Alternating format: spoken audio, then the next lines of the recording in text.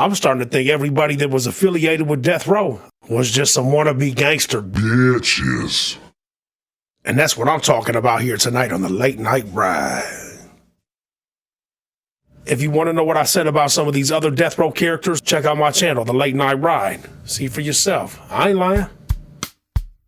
But tonight I'm talking about Warren G. And Warren G's been doing interviews recently.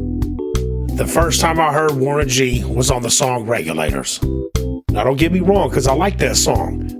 But I can't think of any stand-up G that would have wrote them lyrics. I ain't finna look like no buster.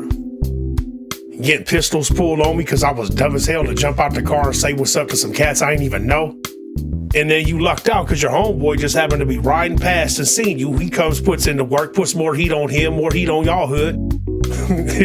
Look, I get it's a story. I get it. But I'm just saying, man, these type of thoughts for songs and all that, man, they don't enter gangsters' heads like that. Like, hold on, man. Give a fuck if it's a song or not. I'm not about to look like no Mark on here. But, you know, it is what it is, man. That's old. But let's go ahead and jump to the new. You know, maybe I'm tripping. Maybe I'm overthinking it. Okay, I get it. It's a song.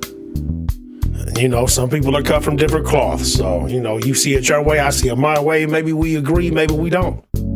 Tell me how you feel about it in the comments. The last interview I saw was with Talib Kweli in the People's Party. Warren G was asked to share some of his Death Row Record stories. The subject of Suge Knight comes up, of course. Warren G decides to tell a story where Suge Knight slams him up against the wall and, you know, he looks like a bitch all over again, the same way he did on Regulators, in my opinion. I told Snoop, I said, no, don't sign that. I told Snoop Dogg, don't sign a contract with Death Row. A whistleblower told him that what I had told Snoop and everybody. Somebody must have told Suge, because Suge was mad than a motherfucker. I said, hey, Blood, you told him not to sign that contract. I took off.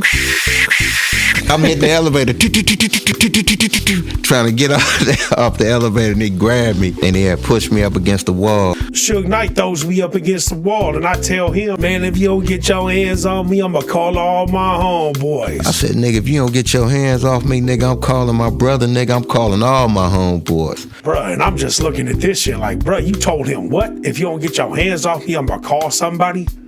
And then he had the nerve to say, and I had a gun in my pocket. Why you ain't put the gun right to his motherfucking throat and say, Blood, if you don't get your motherfucking hands on me, I'm gonna blow your motherfucking neck out.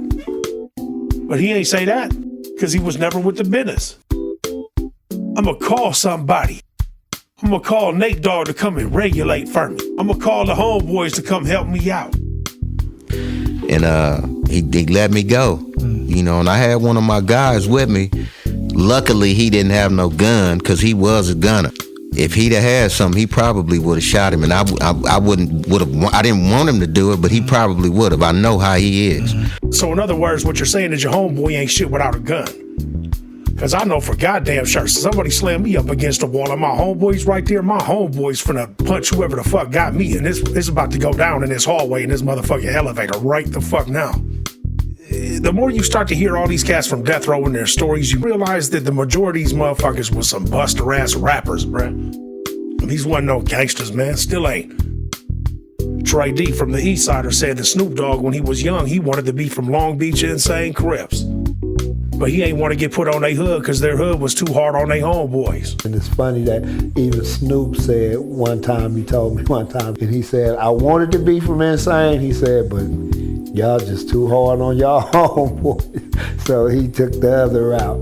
Meaning that they wanted riders, they wanted gunners, they wanted militants, they wanted strength, and you ain't fit the bill.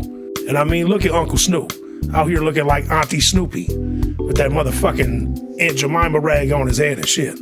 And the fact that Snoop Dogg even told a motherfucker, like, I really wanted to be from y'all hood, but y'all was too hard.